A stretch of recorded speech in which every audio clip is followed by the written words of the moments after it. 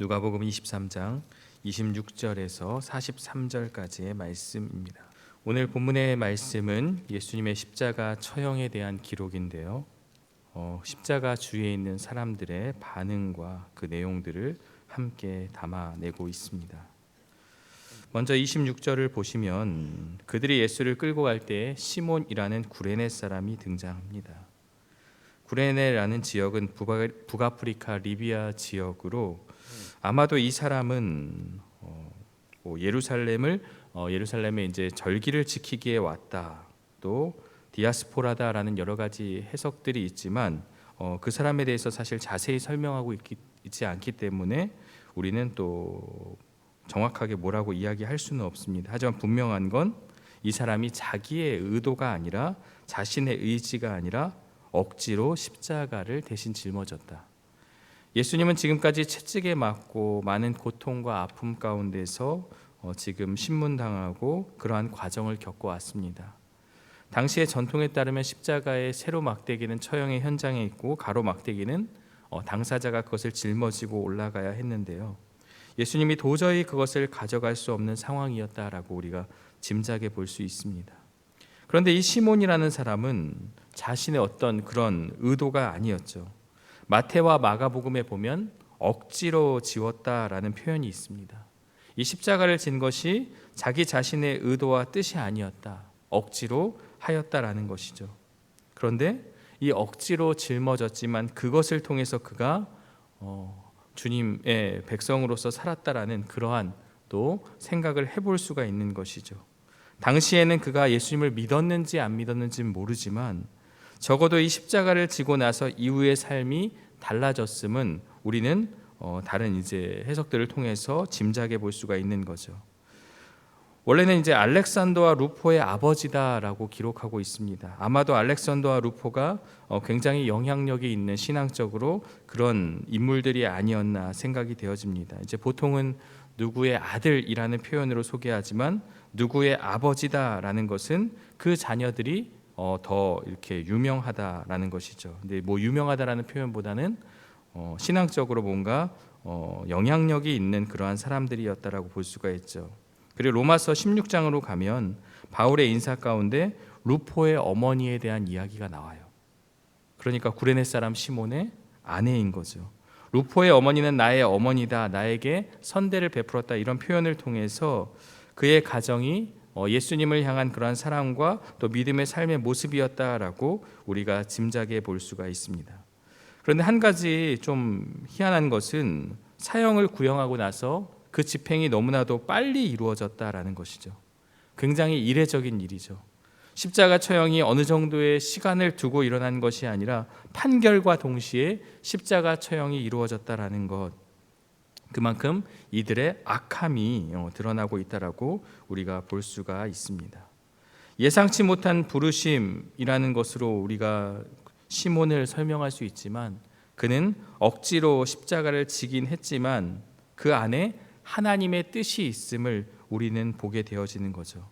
우리의 인생도 내 마음대로 되지 않는 것이고 또 때로는 내가 억지로 해야 할 일들도 있습니다. 내가 정말 하기 싫은데 정말 내가 해야 할 일들이 있지만 그 안에서도 하나님의 뜻이 있다라는 것을 우리가 먼저 기억하고 이 말씀을 살펴보면 좋을 것 같습니다. 27절에 보면 백성과 그를 위하여 가슴을 치며 슬피 우는 여자의 큰 무리가 따라왔다라고 하고 있습니다. 또 예수님 주위에 있는 그 사람들, 그 십자가 주위에 있는 사람들의 반응인데요. 백성과 그리고 그를 위하여 가슴을 치며 슬피 우는 여자의 큰 무리. 큰 무리라고 하니까 한둘은 아니었는 거죠. 수십 명이 아니 수백 명의 사람들이 예수님을 따라서 예수님의 그 십자가를 지고 가는 그 장면을 통해서 너무나도 큰 슬픔과 아픔 가운데 있었다라는 것을 보게 되어지죠. 우리는 이 고난주간만 되면 패션 오브 크라이스트라는 그 영화가 아직도 제 머릿속에 남아 있는데요. 당시에는 그 영화를 보면서 많이 울었던 기억이 있습니다. 예수님의 그 십자가의 고통과 아픔, 예수님께 집중하는 그러한 장면. 그런데 또 한 번만 더 생각해 보면 예수님의 그 고통과 아픔에 너무 집중한 나머지 왜 예수님께서 십자가를 지셔야 하고 또 그것이 나의 죄 때문에, 우리의 죄 때문에 일어나는 일이다라는 것을 기억하지 못하고 단순히 그 못 박는 그 장면, 면류관, 가시면류관을 쓰신 그 장면에 집중해서 우리는 얼마나 아프셨을까라는 그 예수님의 십자가에만 집중하고 있지만, 사실 우리가 주목해야 하는 건 나의 죄, 우리의 악함, 우리의 그러한 잘못된 모습이라는 것, 그리고 우리를 구원하여 주신 그 십자가의 은혜에 감사하는 그러한 우리의 반응이 있어야 하는 것이죠. 그래서 우리가 십자가를 생각하고 울지만 정작 그것이 무엇을 위한 고통과 고난인지에 대해서 우리가 다시 한번 생각하고 그것이 나를 위한 것이다 라는 것을 우리가 다시 한번 기억해야 할 것입니다. 이 여자들은 이제 울지만 왜 우는지에 대해서는 물론 슬프죠. 예수님이 이렇게 고난 당하시고 고통 당하시는 그 장면에 있어서 너무나도 슬퍼서 울지만, 예수님은 이들이 왜 우는지에 대해서 분명하게 알고 계셨죠. 28절에 보면 돌이켜서 그들을 향하여 이르시되, 그 무리들을 마주 본 것이죠. 예루살렘의 딸들아, 나를 위하여 울지 말고 너희와 너희 자녀를 위하여 울라라는 말씀을 하셨습니다.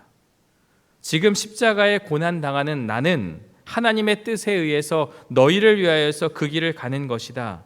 나는 마땅히 그 길을 가야 하고 그 길을 가야만 너희들을 구원할 수 있다. 나를 위하여 울지 말라. 오히려 너와 너희 자녀를 위해서 울라라고 우리에게 말씀하고 있습니다. 오늘 우리의 눈물과 우리의 탄식과 우리의 울음이 무엇을 향하여야 하는지를 분명하게 말씀하고 있습니다. 저는 여기서 너희 자녀를 위하여 울라라는 이 말씀에서 한동안 좀 멈췄습니다. 우리의 자녀들, 우리의 다음 세대들, 내 자녀들, 손주들, 정말 그들을 위해서 내가 정말 울고 있는가? 너무나도 힘들고 고통 가운데 우리는 살아가지만 우리를 위해서 울 수는 있습니다. 하지만 우리 자녀들의 영혼을 위해서, 우리 자녀들의 영혼 구원을 위해서 탄식하며 울고 있는 나의 모습이 있는가라는 것을 한 번쯤 우리가 생각해 보는 것이죠. 우리 자녀들이 잘 되고 행복하게 살고 이 땅 가운데서 많은 것을 누리며 사는 것은 바라고 원하고 있지만, 정말 이 자녀가 그리스도 안에서 주님의 백성으로서 살아가고 있는 그러한 삶의 모습인지 우리는 돌아보며 우리 자녀들을 위해서 기도해야 하는 것을 우리에게 말씀하고 있습니다. 29절에 보면 보라, 날이 이르면 사람이 말하기를, 이 날에 대해선 여러 가지 해석이 있죠. 먼저는 예루살렘의 멸망이다, 또 심판의 날이다 라고 해석하지만 정확히 본문은 어떤 날인지에 대해서 구체적으로 이야기하지 않습니다. 하지만 그 날이 되면 사람이 말하기를, 잉태하지 못하는 이와 해산하지 못한 배와 먹이지 못한 젖이 복이 있다라는 것. 해산 그리고 자녀를 갖는 것이 가장 큰 은혜요 축복이다라는 것은 우리가 알고 있습니다. 그러나 오늘 본문에서는 그것이 오히려 복이 아니다라고 말하고 있죠. 왜냐하면 그날이 너무나도 고통스럽고 아픈 날이기 때문에 오히려 자녀가 없는 것이 은혜다라고 그렇게 예수님께서 말씀하고 있는 것이죠. 30절은 그날에 대해서 다시 한번 설명하고 있습니다. 산들을 대하여 우리 위에 무너지라 하며 작은 산들을 대하여 우리를 덮으라 하리라. 빨리 이 모든 것이 차라리 얼마나 고통스러웠으면 무너져서 죽는 것이 나을 정도다라는 그러한 표현을 비유적으로 말씀해주고 있는 것이죠. 그러면서 31절에 푸른 나무에도 이같이 하거든 마른 나무에는 어떻게 되리요 하시니라. 이 말씀에 대해서 푸른 나무는 예수님을 상징하고 마른 나무는 죄인인 우리들을 상징한다, 그렇게 또 보기도 합니다. 또 그래서 그런 생각으로 이 말씀을 보면 적절한 비유의 말씀이죠. 예수님에게도 이들이 이같이 대하는데 죄인인 우리에게는 어떻게 하겠느냐라는 것. 그래서 이렇게 말씀을 주고 있습니다. 32절부터는 이제 두 강도가 나오죠. 우리가 성경을 보면 저도 어렸을 때 한 3가지 정도 오해했던 본문들이 있습니다. 첫 번째는 선악과가 사과였다라는 그런 오해, 그리고 두 번째는 요나를 삼킨 물고기가 큰 고래였다라는 오해, 그리고 세 번째가 우편강도라는 거죠. 또 하나 있다면 동방박사가 세 사람이었다라는 그러한 우리가 성경을 보고 추측은 할 수 있지만 성경이 말하지 않은 부분을 우리가 쉽게 이해하기 위해서 그렇게 이제 설명하기도 하지만 우편 강도가 그런 고백을 했다라는 말은 없죠. 이것은 아마도 우편이 좀 더 상징성이 있고 또 가치가 있기 때문에 그렇게 이제 해석을 한 이야기가 아닌가 생각이 되어집니다. 두 행악자가 이제 함께 예수님과 함께 십자가에 달려 죽게 되는데요. 33절에 보면 해골, 이것은 골고다를 의미하죠. 거기서 예수를 십자가에 못 박고 두 행악자도 그렇게 하니 하나는 우편에 하나는 좌편에 있더라라고 이렇게 말하고 있습니다. 오늘 본문은 이제 사실에만 집중하고 있죠. 어떻게 십자가에 못 박았고 어떻게 이 상황들을 하였는지 보다는 단순히 십자가에만 못 박았다, 예수님의 그 십자가의 그 장면에만 집중할 수 있도록 그렇게 지금 말씀하고 있죠.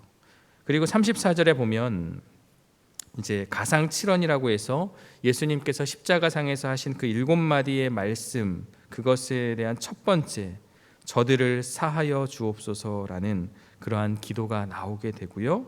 그리고 두 번째, 당시의 나라에 임하실 때 오늘 내가 나와 함께 낙원에 있으리라. 이렇게 오늘은 그 십자가상에서 7마디 중에 두 개의 이제 문장이 이렇게 나오게 되는 것이죠. 이것은 누가복음에만 있는 표현이고 이 두 개가 서로 연결이 되었다라는 것을 우리가 보면 좋을 것 같습니다.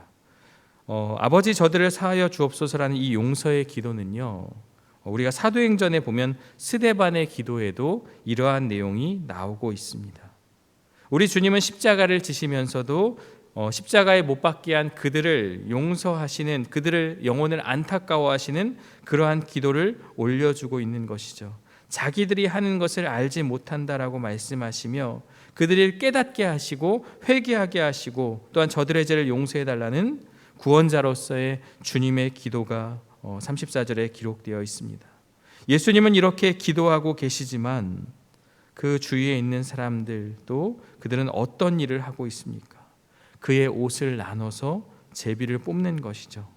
범죄자의 옷을 가지게 되면 그것에는 큰 우리말로 재수가 있다라는 그런 표현처럼 그렇게 그들은 미신적으로 생각하고 예수님의 고난과 고통과 아픔, 왜 십자가를 지시는지에 대해서는 아무런 상관이 없고 그저 그 옷을 나눠 가질 것만 생각하는 그러한 모습을 우리는 보게 되죠. 35절에 보면 백성들은 구경하고 관리들은 비웃으면서 이렇게 이야기합니다. 저가 남은 구원한다고 하지만 만약 당신이 그리스도면 자신도 한번 구원해 봐라라는 거죠. 마치 예수님께서 마귀에게 시험당하는 그 장면이 떠오릅니다. 네가 하나님의 아들이거든 해봐라 라는 그러한 시험과 같은 의미의 모습이죠. 너가 다른 사람들은 구원한다고 하는데 정작 너 자신의 모습은, 너 자신의 상황은 구원하지 못하는 그러한 모습 아니냐라는 거죠. 저들은 왜 십자가를 지셔야 되는지, 십자가를 지셔야만이 구원받는 백성들을, 구원받는 그 자들의 그런 구원이 이루어진다는 것은 생각하지 못한 채 그저 그 상황 가운데서 예수님을 희롱하고 있는 것을 우리는 마주하게 됩니다. 36절에서도 군인들도 희롱하면서 신 포도주를 주며 네가 만일 유대인의 왕이면 내가 너를 구원하라. 유대인의 왕으로 이 땅에 오셔서 그리스도이신 예수님께서 우리를 구원하기 위하여 오신 것이지 예수님 자신을 위하여 구원하러 오신 것은 아니죠. 예수님 자신은 구원의 필요가 없습니다. 그러나 오늘 죄로 죽어야 하는 우리를 구원하기 위해서 오신 것이기 때문에 그것을 지금 그들은 오해하고 그렇게 고백하고 있는 것이죠. 39절에 보면 이제 두 행악자가 나오게 됩니다. 두 행악자 중 하나가 비방하여 이르되 내가 그리스도가 아니냐 너와 우리를 구원하라 하되. 십자가를 바라보며 두 가지 반응이 나옵니다. 한 사람은 믿지 못하는 자, 한 사람은 십자가가 우리의 구원이 된다라는 그러한 고백이죠. 이 두 행악자의 모습은 오늘 주님을 대하는 두 반응을 분명하게 표현하고 있습니다. 한 강도는 비방하면서 네가 그리스도가 아니냐 너와 우리를 구원하라 하며 조롱하고 있습니다. 하지만 40절에 한 사람은 그 사람을 꾸짖으면서 네가 동일한 정죄를 받고서도 하나님을 두려워하지 아니하느냐라고 말합니다. 41절에 우리는 우리가 행한 일 때문에 이 십자가를 지게 되는 것이다. 처형을 당하는 것이다. 이것은 당연하다. 하지만 주님은 옳지 않은 것이 없다. 주님은 지금 이 십자가를 지는 것이 자신의 죄 때문이 아니다라는 것을 분명하게 고백하고 있습니다. 그러면서 42절, 예수여 당신의 나라에 임하실 때 나를 기억하소서. 나를 기억해 달라는 그러한 고백을 하는 것이죠. 예수께서 이르시되 내가 진실로 이르노니 오늘 내가 나와 함께 낙원에 있으리라 하시니라. 예수님께서는 그를 구원하여 주시는 그러한 장면입니다. 오늘 이 말씀을 보면 특별히 오늘이라는 단어를 우리가 좀 주목해야 하는데요. 구원은 즉시 현재적으로 일어나는 일이다라는 것. 그리고 우리는 이 낙원이 어디인가? 천주교에서는 연옥이다라는 이야기도 하지만 그것은 잘못된 것이죠. 이 낙원이 어디냐? 장소적 개념으로 과연 그것이 어디인가? 에덴 동산인가? 천국인가? 여러 가지 이야기들을 하지만 사실 오늘 본문에서 가장 중요한 것은 나와 함께라는 표현입니다. 천국은 하나님 나라는 우리 주님과 함께하고 있는 것이다. 장소가 중요한 것이 아니라 그곳이 어디든지 간에 하나님과 함께하는 것이, 우리 주님과 함께하는 것이 바로 천국이다라는 것을 우리에게 분명하게 설명하고 있습니다. 나와 함께하고 있는 것, 그것이 구원의 또한 그러한 모습이다라는 것을 우리에게 말씀해 주고 있습니다. 오늘 말씀은 여기까지인데요. 먼저 우리는 구레네 사람 시몬의 모습을 통해서 억지로 우리가 하는 일들이 있고 억지로 하는 일이 있지만 그 안에 하나님의 뜻이 있다라는 것을 우리는 기억해야 합니다. 특별히 우리가 이렇게 좀 적용해 볼 수도 있는데요. 주님의 일을 하다 보면 내가 자원하지 않아도 해야 하는 그러한 일들이 있습니다. 어떤 교회를 섬기는 일도 그러하고요. 내가 마땅히 그 일을 하고 싶지 않고 원치 않지만 떠밀려서 하게 되는 경우도 있지만 대개는 떠밀려서 하는 경우에 정말 내가 하기 싫은 것을 했다라는 그러한 고백보다는 그래도 내가 그것을 감당했으니 끝에는 내가 정말 하나님의 은혜로 또 그것이 참 유익했다라는 그러한 고백을 하는 경우들이 있습니다. 때로는 내가 하고 싶지 않고 원치 않은 일이지만 그 안에서 하나님의 뜻을 발견하는 것이죠. 왜 나에게 이러한 짐이 짊어지게 됐는가? 왜 나에게 이러한 일이 나에게 주어졌는가를 생각해 보면 그 안에 하나님의 뜻이 있다라는 것을 기억하고 나의 삶에 있어서 억지로 또 내가 원치 않는 일이라 할지라도 그 안에서 의미를 찾고 그것이 하나님의 일이다라고 생각하는 것이 필요함을 우리는 발견하게 됩니다. 두 번째는 예수님께서 왜 울어야 되는지를 우리에게 말씀해 주셨습니다. 예수님의 고통과 십자가를 바라보고 울지 말라라고 분명히 말씀하셨습니다. 진짜 울어야 하는 건 너와 너희 자녀이다.